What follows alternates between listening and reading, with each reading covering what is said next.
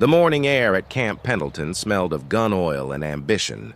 A group of young Marines stood on the qualification range, their rifles gleaming, their chests swelled with the pride of men who had not yet learned what pride costs. They were laughing when the old man walked in. He moved slowly, the way mountains move, not with weakness, but with the quiet certainty of something that has survived every storm thrown at it. He was perhaps 80, perhaps older. His face was a map of decades, deep lines etched by sun and sorrow.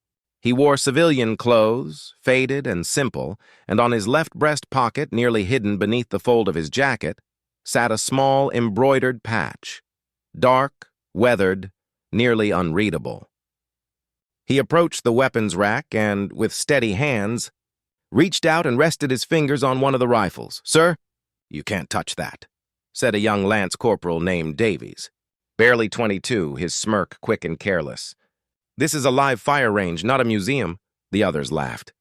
One made a comment about nursing homes. Another wondered aloud if the old man had wandered off from somewhere.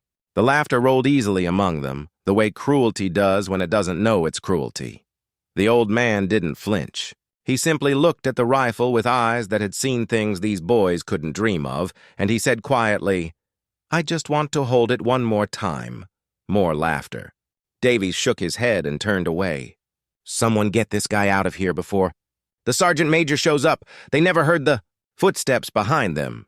General Harold Mace walked with the controlled silence of a man who had spent 40 years learning when to be invisible.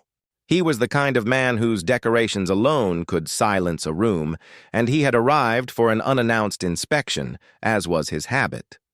He saw the old man first. He stopped walking, then he saw the patch. The laughter died in Davies's throat. The general walked past all of them as if they were furniture, straight to the old man, and when he reached him, he did something none of them had ever seen a general do. He stopped. He straightened. And he saluted, not a casual salute. A full, formal, hold-it-until-it-is-returned salute, the kind reserved for those who have earned a reverence that rank alone cannot purchase. The old man returned it slowly, his arthritic hand rising with the ghost of a reflex trained into muscle and bone more than half a century ago.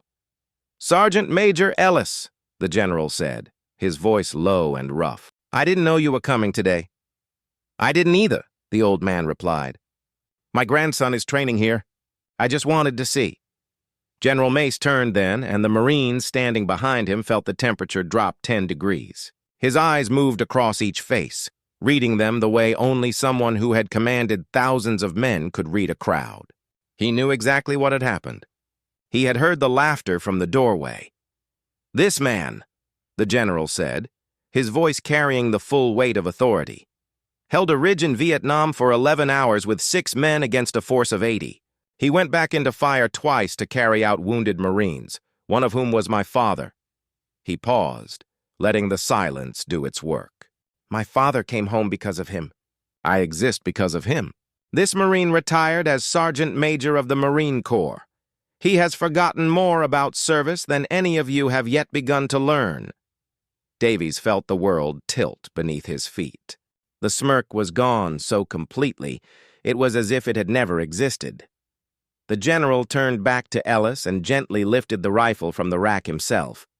He placed it in the old man's hands with a care that bordered on reverence. Sergeant Major Ellis raised the rifle. His grip was still perfect, elbows in, cheek to the stock, eyes finding the sight with a familiarity that age could slow but never erase. He stood there for a long moment, not firing, just holding it, and those who were watching closely enough would have seen something move across his face, grief, maybe, or gratitude, or the particular piece of a man revisiting the part of himself he had given to something larger than himself. He lowered it. He handed it back to the general. "Thank you," he said simply. Later, after Ellis had gone, after the general had left, after the sharp and necessary words had been delivered and absorbed, Davies sat alone on a bench outside the barracks. He held his own hands and looked at them, thinking about the old man's grip, steady, certain, earned. He thought about how quickly he had laughed. How easily contempt comes when you haven't suffered enough to understand what endurance looks like wearing quiet clothes.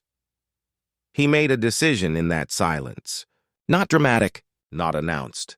Just a turning of something inside him, slow and permanent, like a key finding the right lock at last. He would be the kind of Marine worth saluting someday.